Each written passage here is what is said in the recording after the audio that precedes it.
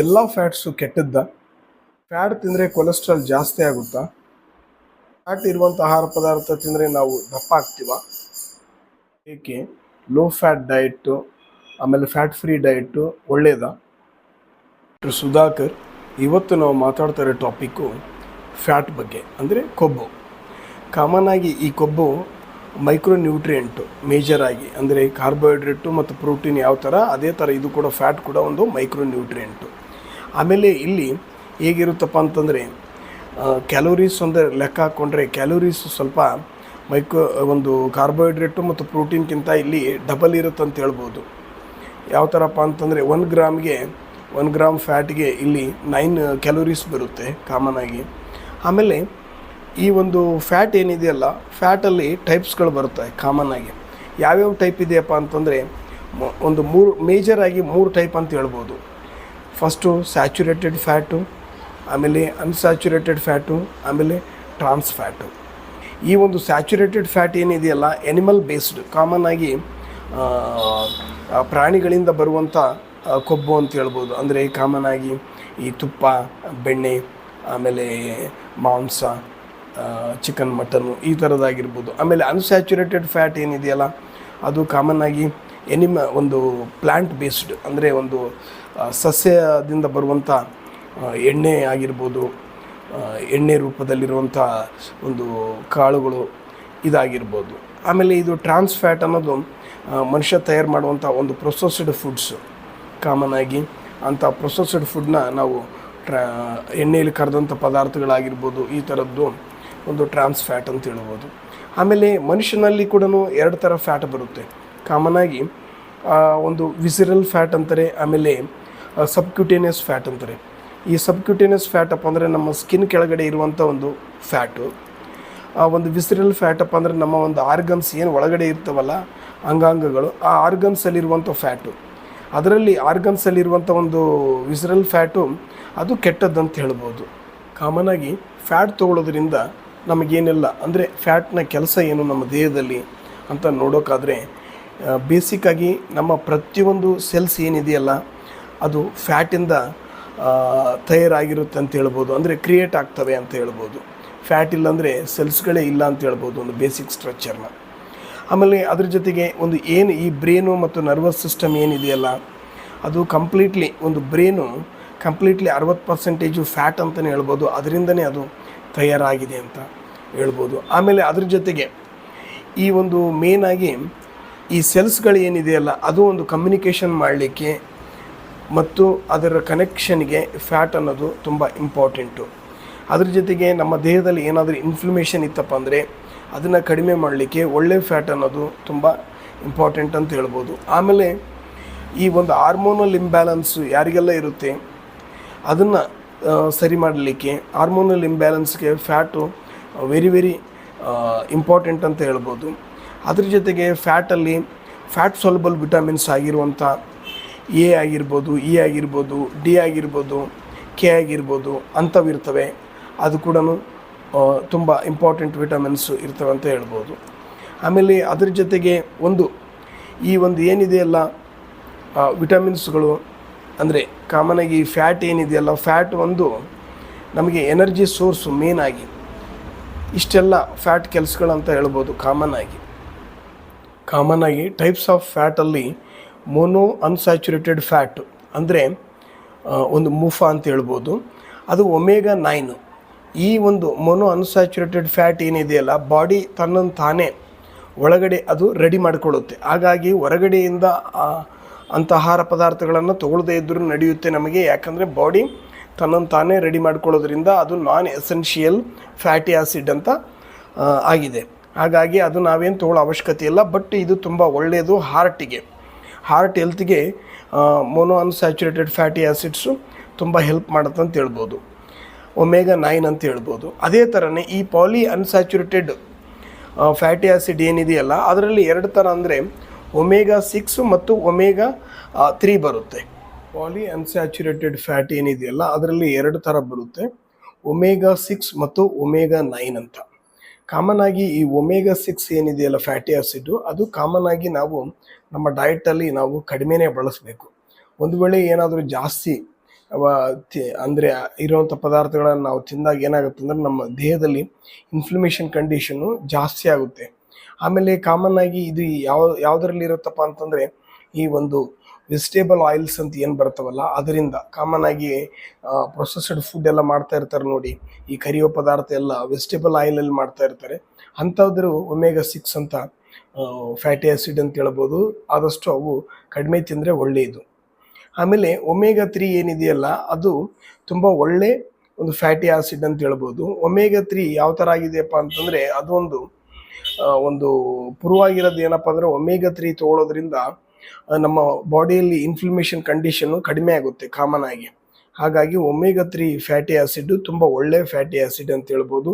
Common ಆಗಿ ಇದು ಎಲ್ಲೆಲ್ಲಿ ಸಿಗುತ್ತಪ್ಪ ಅಂತಂದರೆ ಒಂದು ಫಿಶ್ ಆಯಿಲು, ಆಮೇಲೆ ವಾಲ್ನಟ್ಟು, ಆಮೇಲೆ ಫ್ಲೆಕ್ಸೀಡ್ಸು, ಇವು ಮೇಜರ್ ಆಗಿ ಸಿಗುತ್ತಂತ ಹೇಳ್ಬೋದು. ಸ್ಯಾಚುರೇಟೆಡ್ ಫ್ಯಾಟ್ ಏನಿದೆಯಲ್ಲ ಅದು ಎನಿಮಲ್ ಪ್ರೊಡಕ್ಟ್ಸಿಂದ ಬರೋದು ಕಾಮನ್ ಆಗಿ. ಅಂದರೆ ಯಾವ ಥರಪ್ಪ ಅಂತಂದರೆ ಒಂದು ನಾನ್ ವೆಜ್ ಆಗಿರ್ಬೋದು, ಅಂದರೆ ರೆಡ್ ಮೀಟ್ ಆಗಿರ್ಬೋದು, ಇಲ್ಲಪ್ಪ ಅಂತಂದರೆ ಗೀ, ಇಲ್ಲ ಅಂತಂದರೆ ಬಟರು, ಈ ಥರದ್ರಿಂದ ಕಾಮನ್ ಆಗಿ ಬರ್ತಾ ಇರುತ್ತೆ. ಯಾವುದು ಇದೊಂದು ಸ್ಯಾಚುರೇಟೆಡ್ ಫ್ಯಾಟ್ನ ನಾವು ಎಕ್ಸಸ್ ತೊಗೊಂಡ್ರಪ್ಪ ಅಂದರೆ ಅದು ಡೈರೆಕ್ಟ್ ಲಿಂಕ್ ಯಾವ ಥರಪ್ಪ ಅಂದರೆ ಹಾರ್ಟ್ಗೆ ತೊಂದರೆ ಆಗುತ್ತೆ ಮತ್ತು ಹಾರ್ಟ್ ಡಿಸೀಸ್ ಬರಲಿಕ್ಕೆ ಚಾನ್ಸ್ ಇರುತ್ತೆ ಅಂತ ಹೇಳ್ತಾರೆ.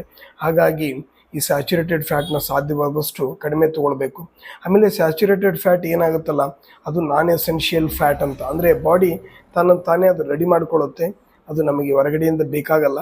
ಬಟ್ ಆದರೂ ಕೂಡ ಅದು ಲಿಮಿಟಲ್ಲಿ ತೊಗೊಂಡಾಗ ಒಳ್ಳೆಯದು. ಇಲ್ಲಪ್ಪ ಅಂತಂದರೆ ಅದನ್ನು ಸ್ವಲ್ಪ ಜಾಸ್ತಿ ಮಾಡಿದರೆ ಹಾರ್ಟ್ ರಿಲೇಟೆಡ್ ತೊಂದರೆಗಳು ಬರ್ಬೋದು ಅಂತ. ಟ್ರಾನ್ಸ್ ಫ್ಯಾಟ್ ಅಂದರೆ ಕಾಮನ್ ಆಗಿ ಕರೆದಂಥ ಪದಾರ್ಥಗಳಿಂದ ಬಂದಂಥ ಒಂದು ಇದಿದೆ, ಅವುಗಳನ್ನು ನಾವು ಟ್ರಾನ್ಸ್ ಫ್ಯಾಟ್ ಅನ್ಬೋದು. ಇಲ್ಲಪ್ಪ ಅಂತಂದರೆ ಈ ಪ್ರೊಸೆಸ್ಡ್ ಫುಡ್ಡು, ಇಲ್ಲಪ್ಪ ಅಂದರೆ ಓವರ್ ಪ್ರೊಸೆಸ್ಡ್ ಫುಡ್ಡು, ಈ ಜಂಕ್ ಫುಡ್ಡು, ಇವನ್ನೆಲ್ಲ ನಾವು ಕರೆದಂಥ ಪದಾರ್ಥಗಳು, ಇವನ್ನೆಲ್ಲ ನಾವೇನು ಮಾಡ್ಬೋದಪ್ಪ ಅಂದರೆ ಟ್ರಾನ್ಸ್ ಫ್ಯಾಟ್ ಅಂತ ಹೇಳ್ಬೋದು.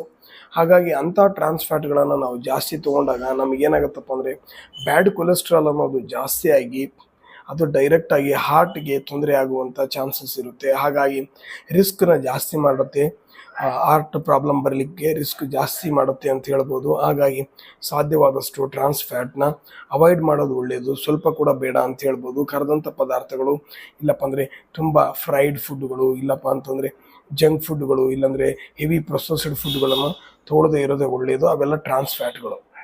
ಫ್ಯಾಟ್ ಫ್ರೀ ಡಯಟ್, ಆಮೇಲೆ ಲೋ ಫ್ಯಾಟ್ ಡಯಟ್, ಇದು ತುಂಬ ಒಳ್ಳೆಯದ ನೋಡೋಣ. ಇದು ಒಳ್ಳೆಯದಲ್ಲ ಕಾಮನ್ ಆಗಿ. ಯಾಕೆಪ್ಪ ಅಂತಂದರೆ ನಮಗೆ ನಮ್ಮ ದೇಹದಲ್ಲಿರುವಂಥ ಹಾರ್ಮೋನ್ಸ್ಗಳು ಸರಿಯಾಗಿ ಕೆಲಸ ಮಾಡಬೇಕಪ್ಪ ಅಂದರೆ ಫ್ಯಾಟ್ ಅನ್ನೋದು ಬೇಕೇ ಬೇಕು. ಮತ್ತು ಫ್ಯಾಟ್ ಸಾಲ್ಯುಬಲ್ ಇರುವಂಥ ವಿಟಮಿನ್ಸ್ ಏನಿದ್ದಾವಲ್ಲ, A, D, E, K, ಅವು ಏನಿದ್ದಾವಲ್ಲ ಫ್ಯಾಟ್ ಸಾಲ್ಯುಬಲ್ ವಿಟಮಿನ್ಸ್. ಫ್ಯಾಟ್ ಇತ್ತಂದರೆ ನಮ್ಮ ದೇಹದಲ್ಲಿ ನಾವು ಫ್ಯಾಟ್ ತೊಗೊಂಡಿದ್ರೆ ಮಾತ್ರ ಅವು ಸರಿಯಾಗಿ ನಮ್ಮ ದೇಹ ಬಳಸ್ಕೊಳ್ಳೋಕ್ಕೆ ಆಗುತ್ತೆ. ಅವಕ್ಕೆ ಎಲ್ಲಿ ಬೇಕಾದಂಥದ್ದಲ್ಲಿ ನೀಡೆಡ್ ಇದ್ದಲ್ಲಿ ಅದನ್ನು ಕಳಿಸ್ಲಿಕ್ಕಾಗತ್ತೆ. ಇಲ್ಲಪ್ಪ ಅಂತಂದರೆ ಅದು ನಮ್ಮ ಬಾಡಿ ಎಬ್ಸಾರ್ಬ್ ಮಾಡಲಿಕ್ಕೆ ಕಷ್ಟ ಆಗುತ್ತೆ ಅಂತ ಹೇಳ್ಬೋದು. ಆಮೇಲೆ ಈ ಫ್ಯಾಟ್ ಸಾಲ್ಯುಬಲ್ ವಿಟಮಿನ್ಸ್ ಏನಿದೆಯಲ್ಲ ಅದು ಮೇನಾಗಿ ಹಾರ್ಮೋನ್ ರೆಗ್ಯುಲೇಷನ್ ಮಾಡಲಿಕ್ಕೆ, ಅಂದರೆ ಹಾರ್ಮೋನ್ಗಳನ್ನು ಸರಿಯಾಗಿ ಇಡಲಿಕ್ಕೆ ಮತ್ತು ಒಂದು ಸಂತಾನೋತ್ಪತ್ತಿ ಚೆನ್ನಾಗಿರಲಿಕ್ಕೆ ಈ ಫ್ಯಾಟ್ ಕಾಮನ್ ಆಗಿ ಫ್ಯಾಟ್ ಸಾಲ್ಯುಬಲ್ ವಿಟಮಿನ್ಸು ಬೇಕೇ ಬೇಕು. ಒಂದು ವೇಳೆ ಯಾರು ಫ್ಯಾಟ್ ತೊಗೊಳಲ್ಲ, ಕಾಮನ್ ಆಗಿ ಕಮ್ಮಿ ಫ್ಯಾಟ್ ತೊಗೊಳ್ಳೋದು, ಲೋ ಫ್ಯಾಟ್ ತೊಗೊಳ್ಳೋದು, ಫ್ರೀ ಫ್ಯಾಟ್ ಅನ್ನೋದು, ಈ ಥರದ್ದೆಲ್ಲ ಮಾಡಿದಾಗ ಏನಾಗ್ತಾ ಇದೆಯಪ್ಪ ಅಂದರೆ ಮೆನ್ನಲ್ಲೂ ಮತ್ತು ವುಮೆನ್ನಲ್ಲೂ ಇನ್ಫರ್ಟಿಲಿಟಿ ತೊಂದರೆಗಳು ಕಾಣಿಸ್ಕೊಳ್ಳೋದು ಜಾಸ್ತಿ ಆಗಿದೆ ಅಂತ ಹೇಳ್ಬೋದು. ಹಾಗಾಗಿ ಫ್ಯಾಟ್ ಫ್ರೀ ಡಯಟ್ ಆಗಲಿ, ಲೋ ಫ್ಯಾಟ್ ಆಗಲಿ, ಇವೆಲ್ಲ ಒಳ್ಳೆಯದಲ್ಲ. ಹಾಗಾಗಿ ಫ್ಯಾಟ್ ಅನ್ನೋದು ತುಂಬ ಎಸೆನ್ಷಿಯಲ್ಲು ಬಾಡಿಗೆ. ಹಾಗಾಗಿ ಎಷ್ಟು ಬೇಕು ಅಷ್ಟು ತಗೊಳ್ಳೋದು ತುಂಬ ಒಳ್ಳೆಯದು, ಜಾಸ್ತಿ ಅಂತೂ ಅಲ್ಲ. ಫ್ಯಾಟ್ ಇರುವಂಥ ಆಹಾರ ಪದಾರ್ಥಗಳನ್ನು ತಿಂದರೆ ನಾವು ಫ್ಯಾಟ್ ಆಗ್ತೀವ, ಇದು ಸುಳ್ಳು ಅನ್ಬೋದು. ಯಾಕೆಪ್ಪ ಅಂತಂದರೆ ಫ್ಯಾಟ್ ಅನ್ನೋದು ಮೋಸ್ಟ್ ಪವರ್ಫುಲ್ ಎನರ್ಜಿ ಇರುವಂಥ ಆಹಾರ. ಯಾಕೆ ಅಂತಂದರೆ ಕಾರ್ಬೋಹೈಡ್ರೇಟು ಮತ್ತು ಪ್ರೋಟೀನು ಅದಕ್ಕಿಂತ ಡಬಲ್ಲು ಕ್ಯಾಲೋರೀಸ್ ಇರುತ್ತೆ ಯಾವುದರಲ್ಲಿ ಫ್ಯಾಟಲ್ಲಿ.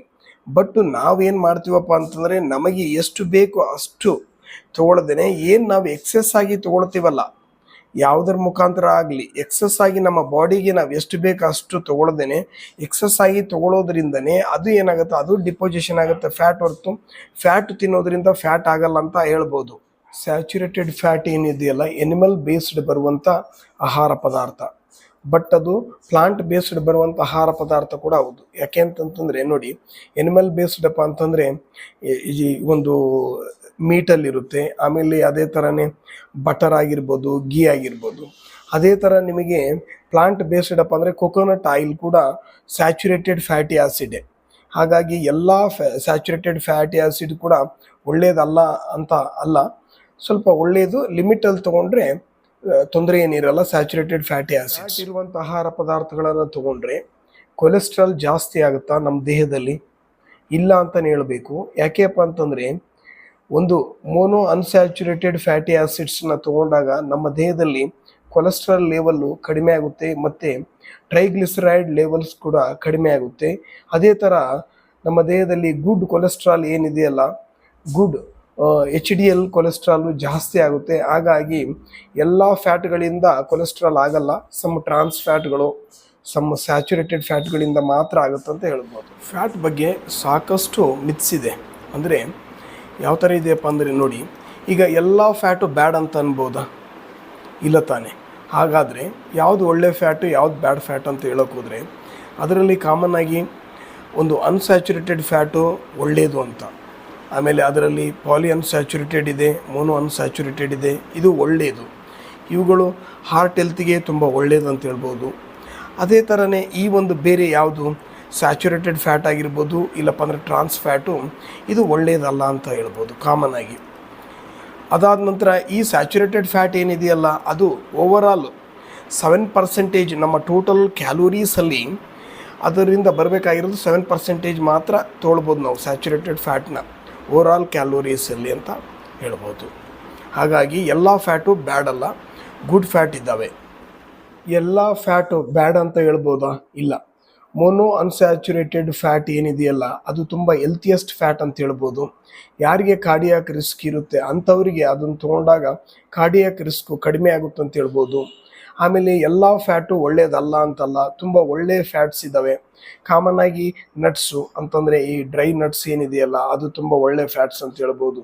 ಇಲ್ಲಪ್ಪ ಅಂದ್ರೆ ಆಲಿವ್ ಆಯಿಲ್ ಇದೆಯಲ್ಲ, ಅದು ಒಳ್ಳೆಯದು. ಇಲ್ಲಾಂದರೆ ಅವಕಾಡೋ ಹಣ್ಣು, ಅದು ಒಳ್ಳೆಯದು. ಆಮೇಲೆ ಈ ಥರದ್ದು ಎಲ್ಲ ಒಳ್ಳೆಯ ಪದಾರ್ಥಗಳನ್ನು ತೊಗೊಂಡಾಗ ಹಾರ್ಟ್ ರಿಸ್ಕು ಕಡಿಮೆ ಆಗುತ್ತೆ ಅಂತ ಹೇಳ್ಬೋದು. ಹಾಗಾಗಿ ಎಲ್ಲ ಫ್ಯಾಟು ಒಳ್ಳೆಯದನ್ನೋದು ಒಳ್ಳೆಯದಲ್ಲ ಅನ್ನೋದು ಸುಳ್ಳು. ಒಳ್ಳೆ ಫ್ಯಾಟ್ಗಳಿರುತ್ತೆ. ಫ್ಯಾಟ್ ತಿನ್ನೋದು ತುಂಬ ಇಂಪಾರ್ಟೆಂಟು ನಮ್ಮ ದೇಹಕ್ಕೆ. ಫ್ಯಾಟಿಂದ ತುಂಬ ಎಸೆನ್ಷಿಯಲ್ ವರ್ಕ್ ಇದೆ ನಮ್ಮ ದೇಹದಲ್ಲಿ. ಹಾಗಾಗಿ ಫ್ಯಾಟ್ನ ದಿನನಿತ್ಯ ನಾವು ಬಳಸಲೇಬೇಕು. ನೋಡಿ, ಎಲ್ಲರೂ ದಿನನಿತ್ಯ ಫ್ಯಾಟ್ನ ತೊಗೊಳ್ಳೋದೇ ಇಲ್ಲ. ಹೆಲ್ತಿಯೆಸ್ಟ್ ಫ್ಯಾಟ್ನ ನಾವು ದಿನನಿತ್ಯ ತೊಗೊಳ್ಳೇಬೇಕು. Okay friends, thank you.